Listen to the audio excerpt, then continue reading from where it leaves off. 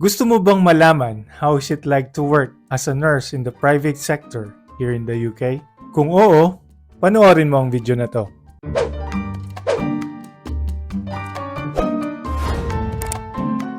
Hello guys! Welcome dito sa ating channel, OFW in UK. Ako nga pala si Michael. I'm working as a nurse here in the UK. For today's video, pag-uusapan natin kung paano ba ang magtrabaho as a nurse sa private sector dito sa UK. At sa vlog natin today, nag-invite ako ng friend natin na nag-work particularly sa nursing home sa private sector. Pag-uusapan natin kung paano siya nakapunta dito sa UK, paano ba ang processing, paano ang work setup, at syempre ang gusto nating malaman ay yung salary. At tatanungin natin later kung happy ba siya sa kanyang current work dito sa UK.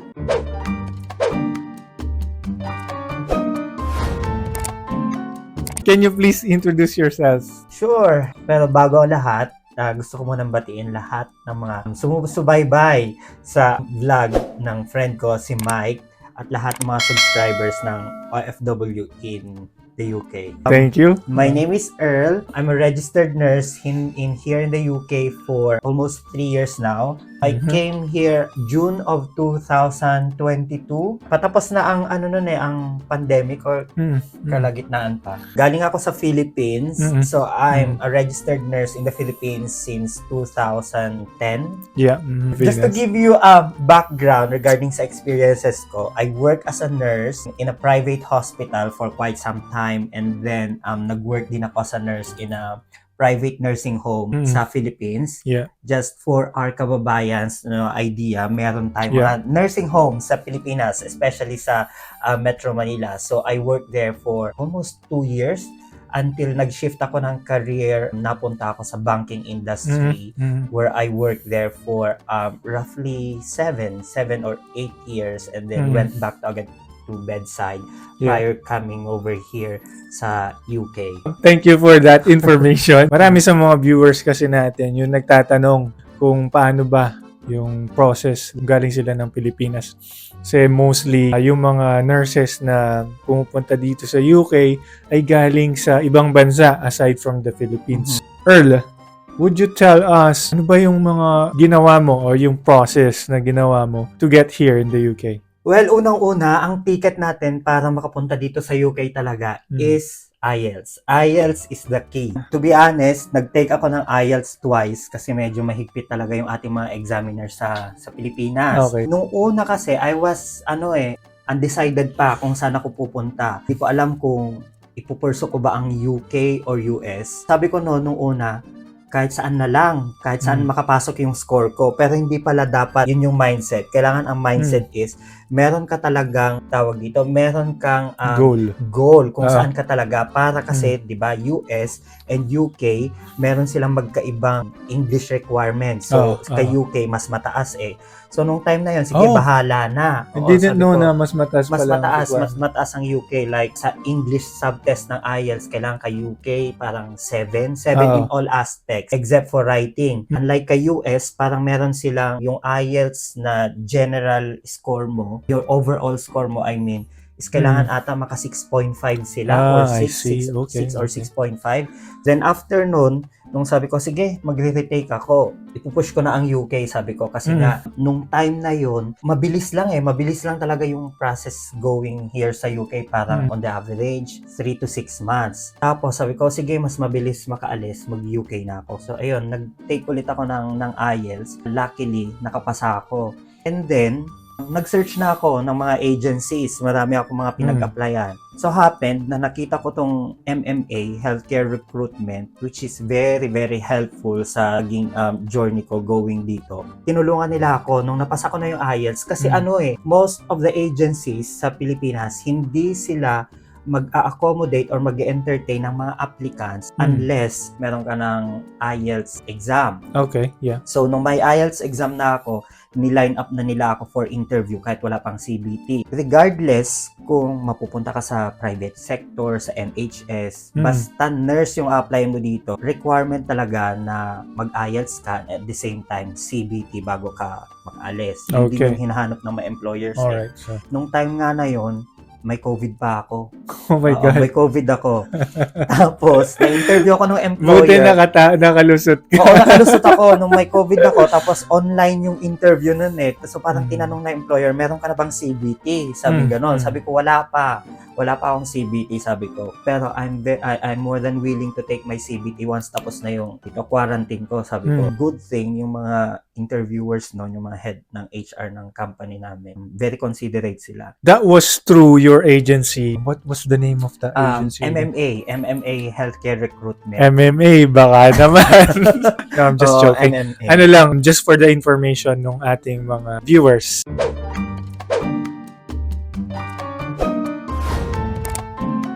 Currently, nag-work ka sa private sector. Yes, that's correct. Sa nursing home. Can you tell us something about it? Working in a nursing home, ang dami kasing ano niyan eh, ang daming klase ng homes dito sa UK. So, pwedeng residential, Okay. pwedeng nursing home, pwede ring care home. Ang nursing home kasi is nurse-led siya. Okay. So, mostly, sa mga nursing homes, katulad ng home namin, meron kaming 2 unit, nursing at saka dementia. While some other homes, mix siya. Merong nursing home, may dementia, merong residential. Pero Okay. sa home namin ngayon, nag-focus lang kami more on nursing and dementia. Yun. Nice to know. Mm. Ngayon ko lang nalaman yan. Oo, kasi yung iba, pag care home naman kasi, siya eh, led siya ng mga other trained na healthcare professionals. May mga homes na walang nurse. Nurse, So okay. yun yung mga care home, Care home, residential okay. homes. So sila ang nag-around mostly mga team leaders o yung mga trained na natin or seasoned na mga healthcare assistants. Okay. So sila yung na-trained na nagbibigay ng meds. Nice to know. Yeah. Nice to know. Thank you for that information. Let's talk about the number of hours na tinatrabaho mo sa iyong current work at the moment. Well, depende kasi of course, sa pinirmahan mong kontrata. Pinirmahan ko kasi sa kontrata ko nung nagpunta ako dito is 37.5. 37.5 weekly. Kumbaga, in a month, kung ito total natin, parang 14 days lang ako nag-work kasi 3 days, halimbawa, 3 days week 1, the following week is 4 days. Tapos, alam mo, 3-4 pattern kami. Or depende kung paano mo gusto i-arrange yung I-allocate yung yung 37.5. 37.5 hours. But mo. usually, in your current work Mhm. now in the nursing home, how long is the per shift? That's How a many good hours? question. Yeah. Sa home namin, parang 12.15 hours. 12.15. So, yung 15 minutes is allotted siya para sa handover. Pero paid yun. Oh, galing, Oo, no? paid yung May handover. mga ganun, no? Oo. Sa atin sa Pilipinas, walang ganun eh. Oo nga, wala. Di ba? Mag-OT ka, wala. Oo, Kaya halina, oo. tara na. Oh, thank you lang eh, no? Oo. Let's talk about the day offs. Paano ba ang day offs sa iyong current work at the moment? Okay. Nag-move kasi ako sa London. So, yung home na napuntahan ko dito, internal transfer sa company namin. By the way, yung home namin, merong 100 na homes within the UK. So, malaking company siya. Nag-internal transfer ako. Doon sa pinanggalingan ko dati, dito, sa Plymouth, konti lang kaming nurse. So, ngayon kasi, sa nilipatan ko, marami kami. So, alam mo yun, mas madaling mag-request ng long days na off.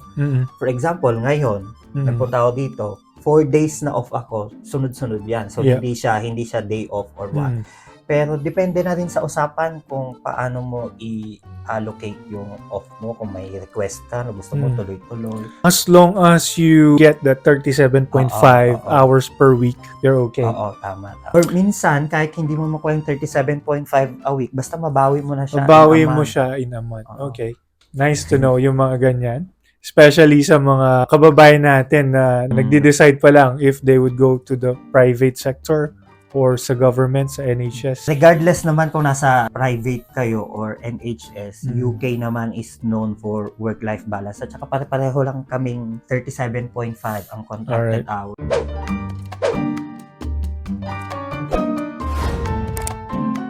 Let's talk about annual leave. How many annual leaves do you get in a year? Sa private, sa nursing home, mostly karamihan sa amin, regardless kung anong company ka, parang 25 annual leaves in a year plus bank holidays, which equates to like 33 days in a year. So kung susumahin natin lahat yon, para siyang magiging 2 months kung i-convert natin. Oo, kasi halimbawa nag-file ka ng 3 days ngayong week na to. 3 days na annual leave, yung 4 days off ka. So parang alam mo yun, 1 week kang nakabakasyon. Ang process kasi namin, sa company namin ini-encourage kami na ma-file na namin yung annual leave namin hanggang December para ma-allocate na rin nila kung sino. Alam mo yun, sa staffing. Sa staffing. So, kailangan, January pa lang, may idea ka na kung kailan ka magbabakasyon, saan ka pupunta, ma-plan mo na yung holidays mo for the whole year. Yun naman yung kagandahan dito. Usually, yung mga nag-work dito, mapapansin nyo, pani-travel sila.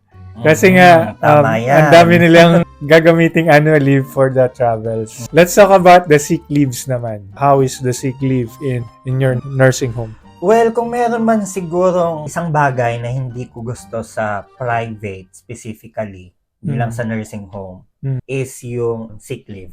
Sa totoo lang. Bakit? Kasi, meron kaming sinusunod na yung first 2 days namin, halimbawa, ganito, sa isang week, yung Monday, Tuesday, Wednesday, Thursday, for example, is duty ako. So, pag nagkasakit ako ng Monday, Tuesday, hindi siya bayad. Yung ika-third day ko is statutory pay, which means that yung government ang magbabayad. Pero portion lang ng salary mo ang babayaran nila. Ika-fourth day mo, kung hindi ako nagkakamali kasi talagang hindi ko as much as possible, hindi ako nagsisick leave kasi hindi ako bayad. Alam niyo naman, mahalaga ang pounds. Yung ika-fourth day mo, yun na yung 100% na bayad ng company. Yun yung mahirap. So, kahit may sakit ka talaga, igagapang mong pumasok hanggat kaya mo yung first day. May ganung rule pala sa private. May ganun siya. Kasi sa NHS is different. We'll talk about that in our other vlogs maybe. Yun yung mahirap lang sa part namin na hindi ka bayad. Okay. Tapos kailangan, para mabayaran ka ng company ng buo, meron kang minimum na years of service sa kanila. Like for example, kailangan maka 1 year ka muna para mabayaran ka ng buo pag nagkasakit ka. Parang ganon. Maybe we can talk about that in detail sa ating mga future vlogs. Thank you for that information. Meron palang ganyan. Oo, meron talaga siya. Meron. I'm not aware of that, na meron palang mga ganon na hindi bayad. As I've said, different ang setup sa amin naman sa NHS. Let's talk about work environment naman. So how is the work environment in your job at the moment? Well, yung yung nursing home namin kasi, maswerte lang siguro ako. Nag-move ako sa London, very diverse. Very diverse yung staff namin. Mga tipong nationalities na first time mong marinig, first time mong maka-encounter. May ganun pala. So yun, very diverse siya. Pero when it comes to staffing, I can speak on behalf of my nursing home. Kapag kasi naisip ng iba nursing home, ay ang ang daming yung nurse-patient ratio. Sobrang madami. Pero sa amin, sa nursing home namin ngayon, minimum kailangan may nagjo-duty 4 nurses na day. Long day, I mean. So may 4 kaming units, may 4 kaming wards, 1 nurse per ward. Like how many patients? So, yung nurse to patient ratio. Yung floor namin is, sa floor ko sa nurse, 2 ward. So, ang full capacity nun is 20. So, maximum na hinhandle ko na 10 or 11. 10 or 11. 10, 11 patients to 1 nurse. Hindi siya kasing bigat ng other homes na parang 1:25. Grabe 1:30. naman yun. Oo, may mga ganon. May ganon? Homes. Oh my May God. mga ganon na nursing homes. So, talaga, swertihan sa company kung saan ka mapupunta. May ganun pala na 1:20. Oo, 1:20, ganun. Pero ako, minsan, Nice to know. Maswerte ako. Minsan, 1:7 lang. Oo. So, it depends on the company na pagtatrabahuan mo. It's not really the same with every company. No, kasi at the end of the day, pa rin siya business pa rin siya kasi private sector. Meron yung iba, nagko-cost cutting. Not like in the government, may budget talaga sila na ina-allocate. Nabanggit mo yung about sa staffing. Let's talk about your coworkers and also your manager. Kumusta ang setup sa inyo? Kumusta? Kung okay ba sila? Like you've said, they're very diverse. The staffing is very diverse. What can you tell us about your coworkers and your managers? Yeah. Sabi ko kanina, very diverse. So, alam mo yun, yung practices ng bawat nurses, kung saan sila galing. Alam mo, may sharing of ideas, skills, ganyan. Which is good, diba? Which is really good. Tapos, when it comes naman sa management, very supportive kasi sa nursing home, usually ang setup, meron kayong manager, meron kayong deputy manager. Yung deputy manager is more of sa operations, more on audit, more on audit, clinical lead, ganyan. Sa home namin, bukod sa may mga staff nurses na, may senior nurse pa kami. So parang alam mo yun, hindi rin kami napapabayaan na kami-kami lang yung nagdi-decide. Would you say that you get the enough support that you need in your work? Of course, yes. At the end of the day, kasi patient safety Pa rin ang number one priority. So kailangan suportahan ka rin talaga ng management kasi it would affect naman yung performance ng home nyo. 'Di ba? CQC regulated pa rin naman tayo. So nice. ayun. Yeah. Thank you for that information. Very helpful.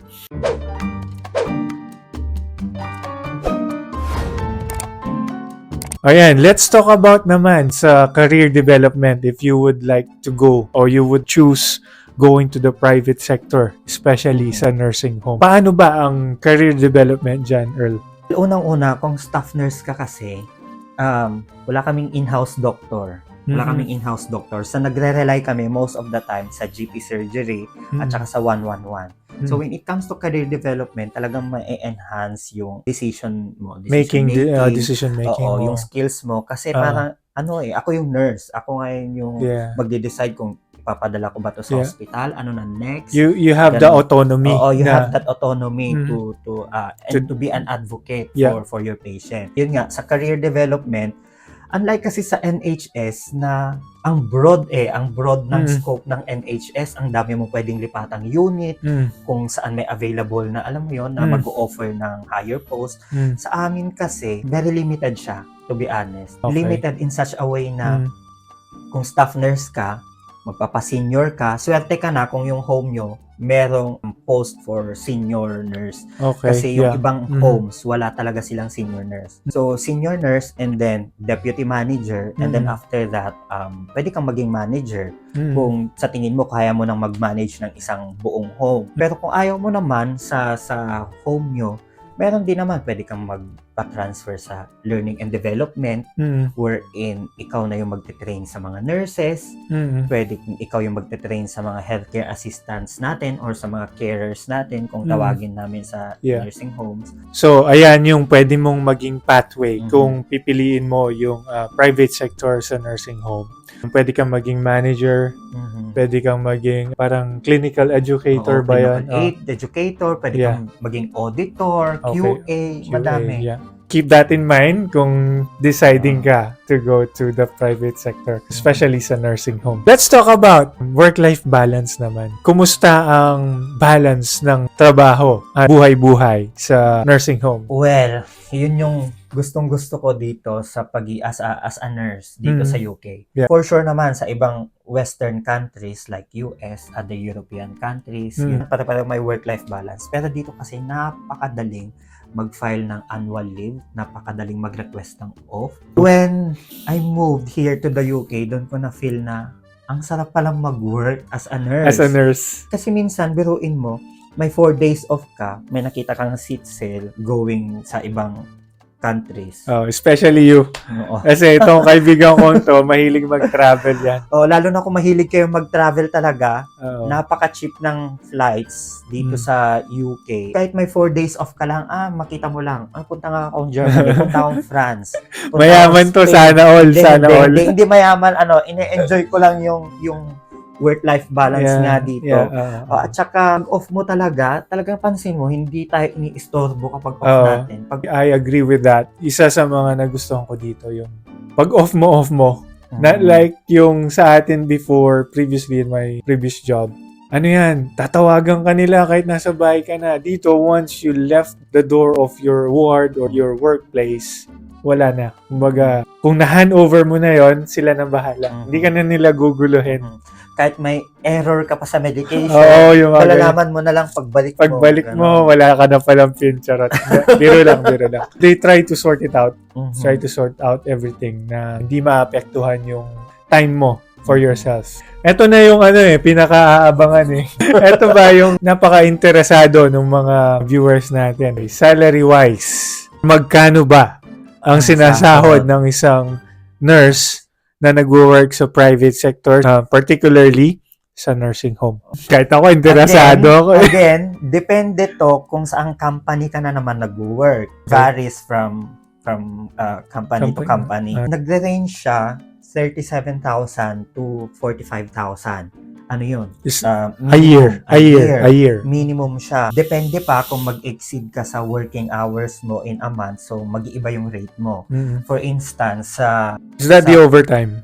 Overtime? Wala Or pa, hindi pa kasali. Okay. Oo. Alright. So, for instance, sa home namin ngayon, nasa ano siya, 23.63 per hour. Per hour. Pero, pag nag-exceed na ako sa contract hours ko, kasi ang contracted hours ko parang 160, 165 a month. So, pag nag-exceed na ako, magiging 29 na per hour yung Wow. rate. May ganun pala. Oo. So, limbawa, kapag madami akong off, at inoferan ako ng shift, gagrab ko yan.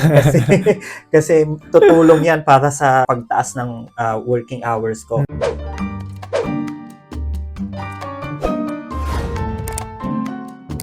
At ang maganda pala sa amin din, sa nursing home, sa private sector, pag nag-e-learning ka, bayad ka. Pag nag-training ka, bayad ka. So, Per yung hour. yung Per hour hour. na ginugugol mo to do that is paid also. Oo, so paid din. So, for example, meron kang e-learning na nakalagay doon is required number of hours na para i-take mo. Diba, 2 hours. So, bayad ka ng 2 hours. Ganon. Okay. So, hindi siya, yung, okay, kailangan ko itong gawin. Parang homework ba? Oo. Homework din, hindi siya, it will take your time in your day off. Hindi siya ganon. So, kapag tinake mo kasi siya, pag nag-e-learning ka habang nasa duty ka, hindi siya bayad. So, ang ginagawa ko, dahil gusto ko ng pera, ginagawa ko siya sa free time ko. Pero hindi pag nasa loob ako ng bahay. Kung halimbawa, nasa loob ako ng bus at traffic, doon ako nag-e-learning. Kasi kesa masayang yung oras ko. So, e-learning outside of the working hours is paid. Pero halimbawa din, training, nag-attend ka ng training, off mo, bayad din yun. Very nice. Tapos, nice to know. Ang downside lang sa amin is fix yung rate namin, except for major bank holidays like Christmas, New Year, Boxing Day. So, regardless kami kung mag-work ka night shift, day shift, weekend ng other public holidays, same lang yung rate. Sa home namin yon, sa company namin yon. Pero I heard may mga nursing homes, may mga companies na kapag night shift, nagbibigay din sila ng differential. So, iba-iba per company din talaga. So, yan guys. You got the information from Earl. Hopefully, it will help you decide kung saan nyo gustong mag-work. In the private or in the NHS. Last question. Ito ang usually tinatanong ko sa mga ini-interview ko is, ano yan? Would you pautang? Pautang? Pwede ba makautang? Just kidding.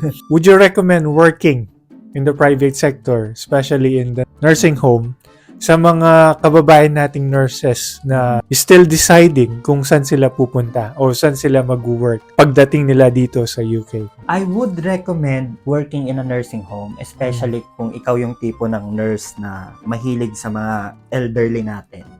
Kapag kasi nursing home, sinasabi nila, walang ginagawa, walang petics, gano'n. Hindi rin, depende, again, sabi ko nga, depende sa nursing home. Kasi yung nursing home ka ngayon, palliative na siya, mostly nagdi-deal kami ng mga end-of-life patients, plus, yung mga hindi naman actively dying na for hospital treatment pa rin siya. So, minsan, yung ward namin, nagiging parang acute ward din for the elderly. So, busy din talaga siya. Kahit konti lang minsan yung census namin. I would recommend, especially nga sabi ko sa mga katulad nating nurses na naghahangad na ng hindi ganon ka pukpukan. Hindi gaanong toxic compared sa hospital. Hospital, yeah. Pero kung up ka naman sa challenges, pwede rin. pwede rin naman. Pero hindi ganon. When it comes to skills naman kasi, sabihin nila lahat naman mamamatay. Hindi Kasi magbibigay ka pa, mag-administer ka ng injections, mag-administer ka ng infusion pa, may infusion pumps ka pa rin. Alam mo yung mga may mga skills pa din na ginagawa. Madami pa din. May peg of course, pump, ganon. So, madami pa rin skills na pwede mong matutunan sa nursing home. I believe he was trying to say kung gusto mo bang i-enhance yung mga skills mo, Uh-huh. ma-enhance mo ba sila if you work in the nursing home. Maraming pwedeng gawin. Mhm. Maraming ginagawa sa nursing home.